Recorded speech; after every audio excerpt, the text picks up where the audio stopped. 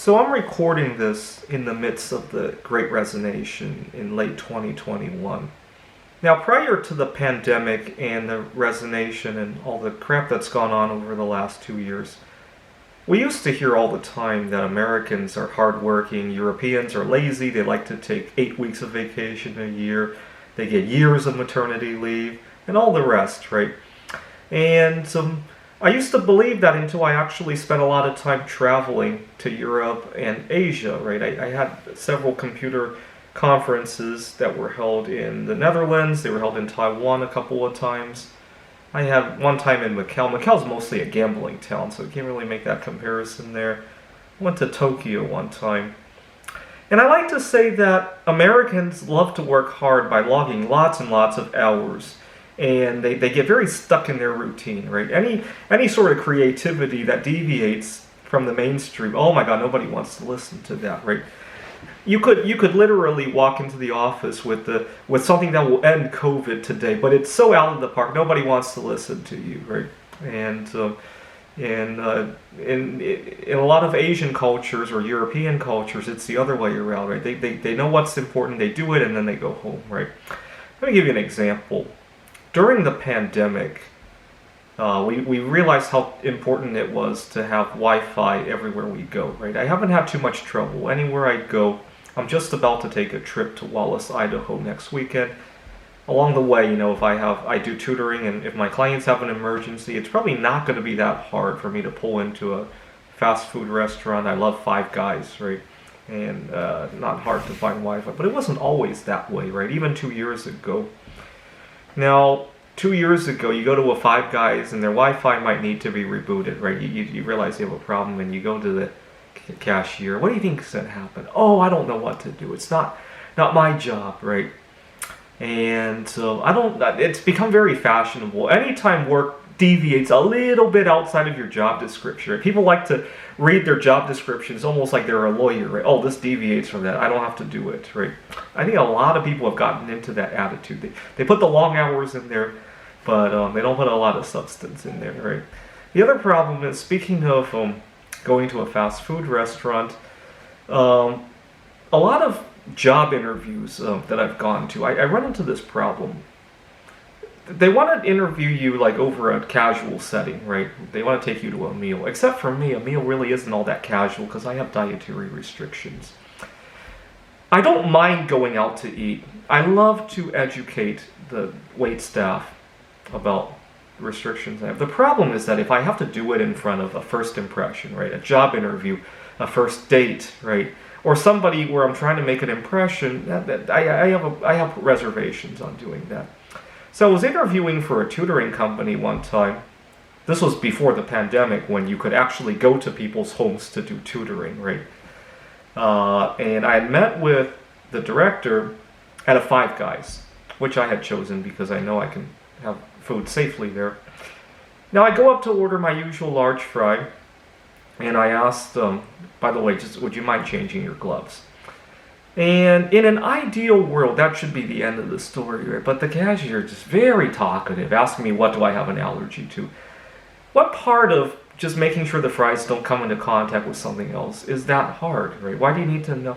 And then he makes them. So we have a cashier at the Five Guys, and we have the cooks back there. Obviously, I met the cooks who are going to handle the fries, right? He changes his gloves. I'm using my credit card at the terminal. He doesn't even have to touch my credit card. Why is he changing his gloves? And I have to tell him, would you mind telling the cooks? And he goes, okay. So he takes my order, and just as I walk away, I notice he's not telling anybody about that. So I have to walk around the counter to tell the cooks.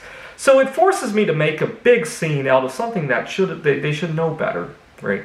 Unfortunately, the Five Guys job description is, oh, you just prepare these things, right? And people don't like to learn outside of their comfort zone. You would never see this happen in some of the other lazier countries, right? The countries that actually know how to work smart. I had traveled to Warsaw one time. I was about to take a train to Gdansk, Poland. Now, I'm a little bit amazed at their, speaking of all the infrastructure bills, on the train from Warsaw to Gdansk, they actually have electrical outlets in their trains. Now the problem is it was my first trip there in a long time. I forgot that you needed an adapter for the outlet, right? They use a 2-pin circular plug, and I was just about to go buy the adapter. I was in downtown Warsaw, and I went to several stores, and at the second store, I got visibly frustrated, and the cashier, see, I don't know why, I find that when I go to Eastern Europe, especially Poland, a lot of girls find me attractive over there. So this girl, when she's about to clock out for the day, she says, I'll walk you to this store to show me directions. Now keep in mind, I'm speaking English over there. She barely understands what I'm saying, and she wants to walk with me to a store. I mean, this kind of customer service would never fly here in the United States. That's way outside of somebody's description, right? And here in the United States, nobody can seem to reset a router. God forbid you actually have something that's like really dangerous in a restaurant setting, right? Oh my God, right? Like the allergies. I get very nervous about. Fortunately, this is becoming less common nowadays. But in the past, I used to have to be very concerned about lighting that is used out in public because I have mercury toxicity issues, and we used to use a lot of compact fluorescent light bulbs, and a lot of people were very casual about how they got rid of them. And fortunately, that threat has passed. I used to be very concerned. If I see burnt out light bulbs, I would make sure to go recycle them before somebody would throw them in the trash. But we don't like to know anything outside of our comfort zone. And as soon as somebody even behaves a little bit differently, like having to ask a few extra questions at a Five Guys, I wouldn't be surprised if that was the main reason I didn't get that job. Actually, the recruiter straight up asked me, after I had gotten the fries at the Five Guys, he asked me, you realize that this is a job where you have to go to clients' homes, right? I said, yeah, of course. He says, how would you handle if your client offered you food that was troublesome for you?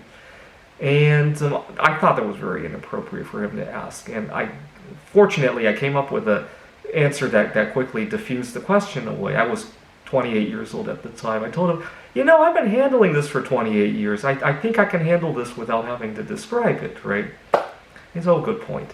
And he quickly changed the subject, but I knew that weighed heavily on him.